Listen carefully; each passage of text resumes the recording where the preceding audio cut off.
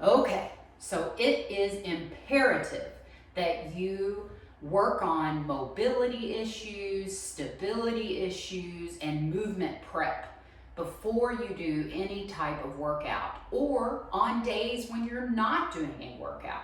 Your body needs these movements and these stretches to grease the grooves and to stay healthy.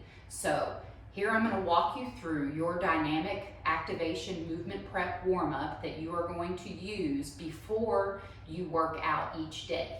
So the first thing we're going to do is a half kneeling hip flexor stretch. So you want to get hips squared. Your foot in the back is digging into the ground, activating the glute. You're tucking your pelvis forward. Your foot in the front is right at 90 degrees over your ankle, and you're going to reach up with the arm of the knee that's down. You're going to hold this for 30 seconds. 20 to 30 seconds. Then we're going to switch and do the same thing on the other side. So you're starting with a half kneeling hip flexor stretch, really tucking the pelvis under, feeling a stretch along the front of that thigh, making sure you're driving the back toe into the ground and feeling it in your glutes. Then I'm going to move you over to a door frame hamstring stretch. So you're going to lay down here at a door frame. You're going to place your leg on the door frame and you get your butt as close to the door frame as you can to where your leg can stay straight, and then flex your toe towards you. You're going to lay here and breathe.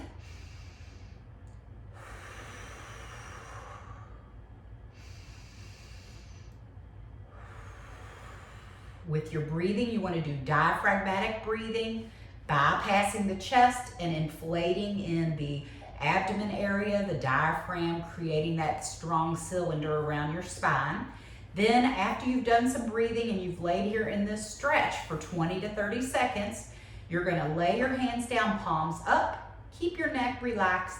You're going to contract your abs and your quad, and you're going to lift this other leg up and then let it down to meet it. I blow out as I go down and breathe in as I go up. You'll do about 8 to 10 of those. Then you're going to have to either go to the other side of the door frame or to the outside of the door frame to repeat it for the other leg. So again, however close you can get your butt is how straight you can get your leg. Your top foot is flexed towards you, your bottom toe is flexed, and you're laying here breathing. After 20 to 30 seconds of the stretch, you're going into your passive leg raise. And the reason this is called a passive ASLR is because one leg is passively being held up. Eventually we can progress it to where you're doing an active straight leg raise where both legs are up, and you can let one down and up the 8 times and then the other down and up 8 times. This is a fabulous drill to help you work towards making sure that you can acquire a toe touch. You want to be able to acquire a toe touch or touch your toes before you start training the deadlift pattern. So these are things that people just don't know about when they get into training. That's why it's great to hire a coach. So after your passive straight leg raise, we're going to go back onto our back and we're going to go into a crossed leg hip bridge. So you're going to lay down, you're going to cross your ankle at your knee. This leg's kind of pushing out, and you're going to bridge up and down 8 times. So you'll feel a stretch in this outer hip. You'll feel an activation in the hamstring and the glute of the other leg. You'll do about 8 to 10 of those, then you'll switch and repeat on the other side. Now, when in a hip bridge, people tend to just push off the ground. You need to think as though you're driving, pulling your heels toward your butt so that you turn on your hamstrings and your glutes in a bridge pattern. Same if you're doing the single leg and the cross leg version. You're thinking as though you're pulling your heel towards your butt across the ground to really activate the hamstring and the glutes. After your cross leg hip bridge, you're going to go into an ankle mobility rock back into hamstring stretch. So we're gonna be here on all fours. You're gonna take your hand and put it outside your leg. You're gonna drive your knee over your front foot, toes, keeping your heel down. Then you're gonna pull back and pull that toe up and sit back into a hamstring stretch. So we're gonna drive that toe over our knee, keeping that front foot flat, and then drive back, pulling our hip away, getting a hamstring stretch. You'll do about 5 to 8 on one side, then we're gonna go and do 5 to 8 on the other. So we're driving our knee over our toes and towards our pinky toe, getting ankle mobility.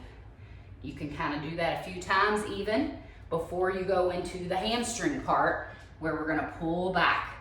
You can come up off the ground a little bit to intensify that hamstring stretch, but doing it like this is great because then we're going to take it into the world's greatest stretch, into thoracic rotation. I'm gonna have you do 5 each here.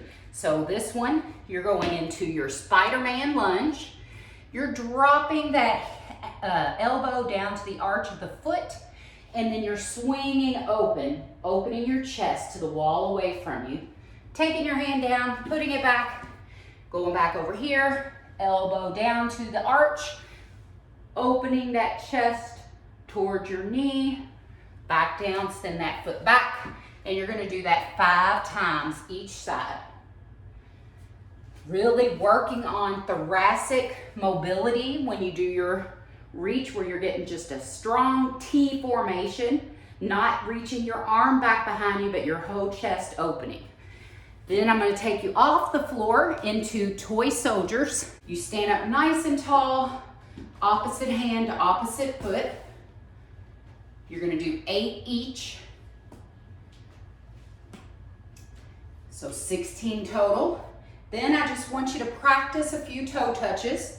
So you're gonna come over, make sure your feet are together for toe touches. So your feet should be touching, legs straight. You're gonna reach up high, come over. If you cannot make connection with your toes, you stretch as hard as you can, and then you can bend your knees to make that last bit of connection.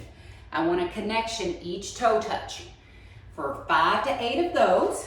And then our last thing is gonna be an alternating reverse lunge, just to kind of get blood pumping in the quads a little bit more. So we're gonna step back, 90-90, drive up with that front foot, 90-90, drive up, 90-90, drive up, and you'll alternate that 5 a leg. So that's just a good dynamic activation movement prep warm up to get you ready. If you really want to fire up your heart rate a little bit more, you could do a couple sets of jumping jacks.